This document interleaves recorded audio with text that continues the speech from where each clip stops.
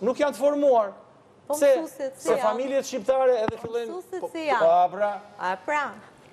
Se dhe për dhemu që duhet marrë. Është ajo që marrë nga qerdhja. Që në fillim duhet fillu nga qerdhja. Është një kanë punuar fort për ta sjellë arsimin sot në ditën më të zezë të mundshme.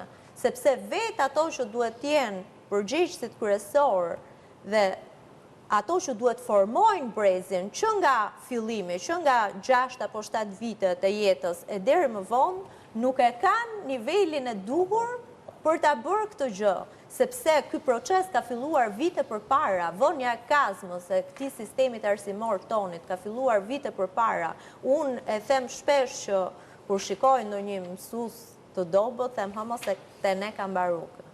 E them me keqardhje nuk është vetëm çështje fature financiare. Është një sistem. Është çështje vullneti. Mungon vullneti, mungon dëshira për ta rregulluar sistemin arsimor. Sepse nëse ne flasim në universitet. Ata duan të ndryshojnë ligjin tani, do ndryshojnë ligjin. Por nuk është problem ligji, nuk është problem ligji, problemi i ligjit është që ndryshoj praktikisht. Ligji ka ndryshuar katër herë. Nga pikat në ligj ishte pjesëmarrja në projektet Erasmus dhe Horizon.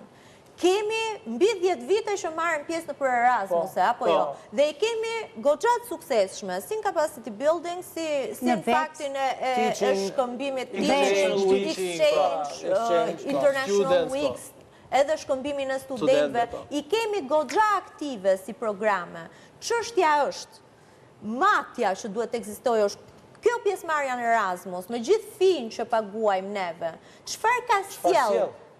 Çfarë ka sjellë në sensin e performancës të një jaloje apo sistemit tonë arsimor? Jemi të fundit.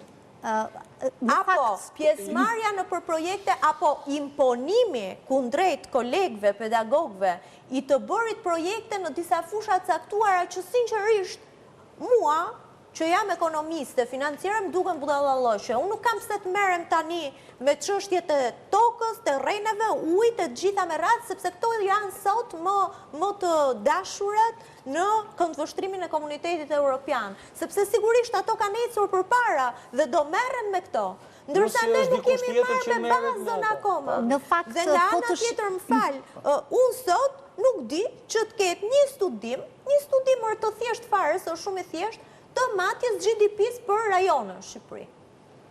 Të matjes inflacionit për rajonë. Po këta dhe GDP në matin tavolinë. Po pikërisht pra.